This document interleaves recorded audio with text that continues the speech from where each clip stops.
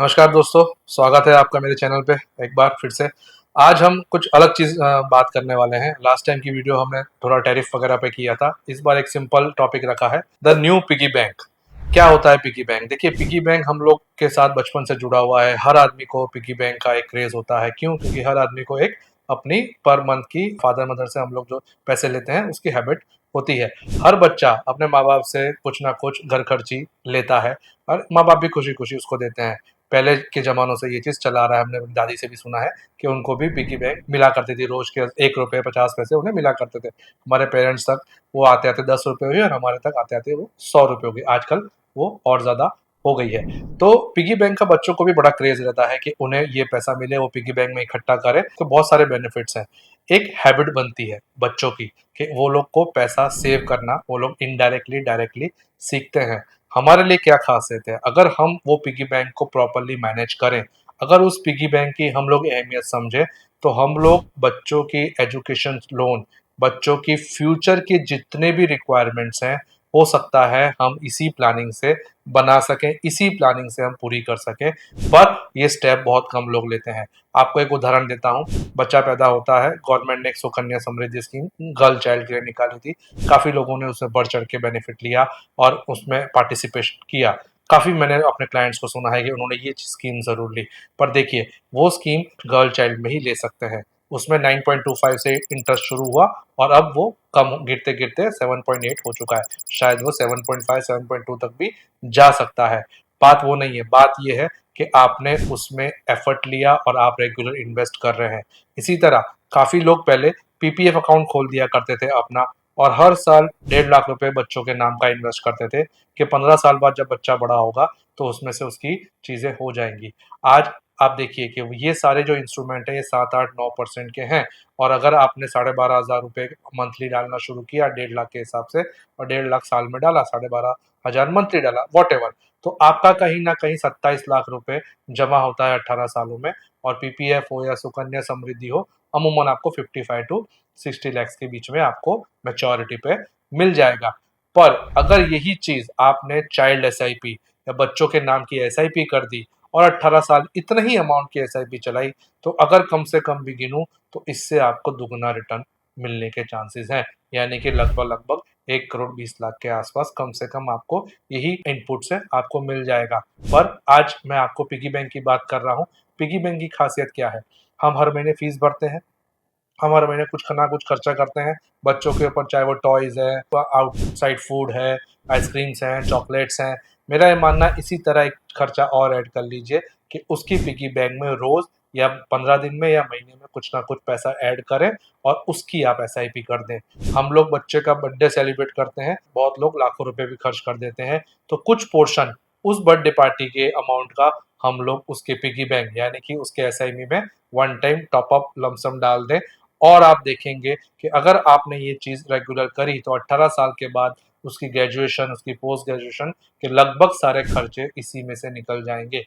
एक कैलकुलेशन के हिसाब से अगर आप उसके नाम की एसआईपी कर देते हैं, चाहे वो 1000 रुपए की कर देते हैं, 2000 की करते हैं, 5000 की, जो अमाउंट आप कर सकें, पर आप देखेंगे कि 18 साल में वो अमाउंट ग्रो होके बहुत बड़ी हो जाती है। एक उदाहरण ले लेते हैं कि 2000 में कितनी होती है, 5000 में कितनी होती है और 10,000 में कितनी होती है। और जो लोग अगर पीपीएफ या सुकन्या करते हैं 1.5 लाख सालाना के हैबिट के हिसाब से, तो 12,500 में तो मैंने आपको बता दिया कि लगभग लगभग 1.25 करोड़ के आसपास हो जाती है। बेनिफिट यही है कि आप जब जब वो पैसा डिपॉजिट करते गए, पिगी बैंक में पैसा कब इकट्ठा हो जाता है आपको पता नहीं चलता है।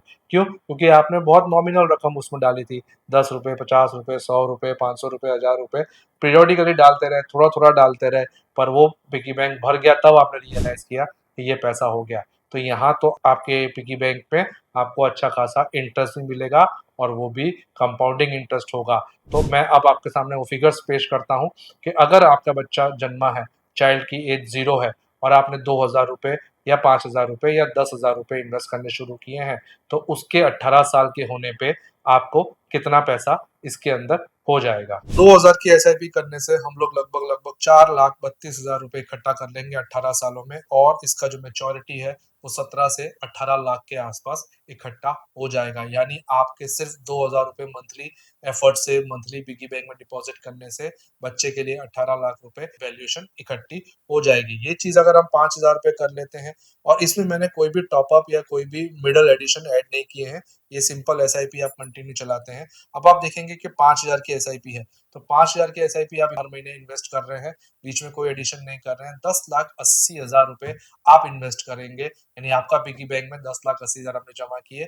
पर आपकी जो मेच्योरिटी होगी वो अमूमन 45 लाख के कहीं ना कहीं आसपास होगी। ये ज्यादा होने के चांसेस भी काफी ज्यादा हैं। तो आप मान के चले 45 लाख रुपए आपके बच्चे के लिए आपने एकदम नॉमिनल एफर्ट से इकट्ठे कर लिए हैं। इसमें अगर आप टॉपअप भी डालना शुरू करते हैं बीच बीच में, तो ये पैसा मल्टीपल में ग्रो होता है।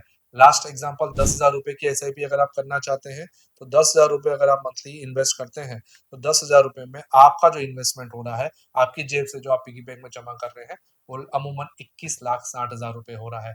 और इसके अगेंस्ट में आपको जो पैसा मिलेगा मेच्योरिटी पे, यानी बच्चा जब 18 साल के होगा, तब आप 90 लाख रुपए इकट्ठा कर चुके होंगे। उसकी वैल्यूएशन 90 लाख के आसपास होगी। एक बड़ी रकम है एक छोटे एफर्ट से। तो आज का नया पिगी बैंक है एक एसआईपी। देखिए, बच्चों की एसआईपी करना बहुत टफ नहीं है, एकदम सिंपल है। आपके पास उसका बर्थ सर्टिफिकेट हो, आधार कार्ड हो, आप एसआईपी कर सकते हैं। बैंक अकाउंट माँ बाप से किसी का भी हो सकता है।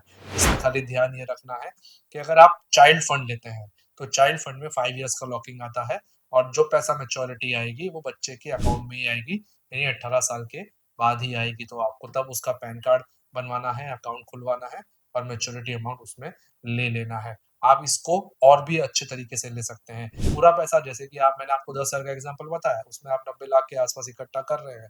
आपको तब उसकी ग्रेजुएशन के लिए फर्स्ट ईयर के लिए सिर्फ 10 लाख की रुपए जरूरत है। आप 10 लाख विड्रॉ करिए, बाकी पैसे को ग्रो होने दीजिए। सेकेंड ईयर की फीस के लिए 10 लाख चाहिए, वो 10 लाख निकाल लीजिए। मतलब कि आप ग्रेजुअली भी अमाउंट निकाल सकते हैं। हो सकता है उसकी जो 5-7 साल ग्रेजुएशन, पोस्ट ग्रेजुएशन, मास्टर्स, कोई स्पेसिफिक फील्ड के लिए जो पैसा की जरूरत है, वो आप पीरियोडिकली निकाल सकते हैं। आपको 90 लाख एक साथ मैच्योरिटी लेने की जरूरत नहीं है। उसका बेनिफिट है कि जितना रिमाइंडर पैसा है, यानी 90 लाख था, 10 लाख आपने निकाल लिया, 80 लाख बचा, उसको ग्रो होने का समय मिलेगा। वो अगर मैं 10% भी गिनूं, तो एक साल में 8 लाख रुपए आपके और जुड़ जाएंगे। यानी जितना आपने निकाला उतना एक साल के ब्याज में आपका जुड़ गया। तो ये पिगी बैंक आपके पैसे को बढ़ाता रहेगा। तो ये सिस्टम जरूर करें। नए जमाने में नया पिगी बैंक को अपनाएं। बच्चों के नाम की एसआईपी करना चाह रहे हैं तो भी ठीक है, आपके नाम पे एसआईपी करना चाह रहे हैं तो भी ठीक है, किसी के नाम पे इन्वेस्ट कर सकते हैं। कॉन्सेप्ट ये नहीं है, कॉन्सेप्ट ये है कि आप एक हैबिट डालें कि आप वो अमाउंट रेगुलर इन्वेस्ट करते रहे। बच्चों की बर्थडे पार्टी में अगर हम 50,000 खर्चा करते हैं, 5 लाख रुपए खर्चा करते हैं, तो वही दिन उसी के बर्थडे गिफ्ट की तरह हम 5,000, 10,000, 50,000 रुपए एज ए टॉपअप उस स्कीम में डालें, तो वो पैसा आपको आगे बहुत काम आ सकता है। उम्मीद करता हूँ मेरा जो पॉइंट है वो आप तक पहुंचा होगा, और अगर आपको अच्छा लगा तो ज़रूर से कमेंट में बताइएगा, या कुछ और ऐसे टॉपिक कवर करना चाहें तो भी बताइएगा।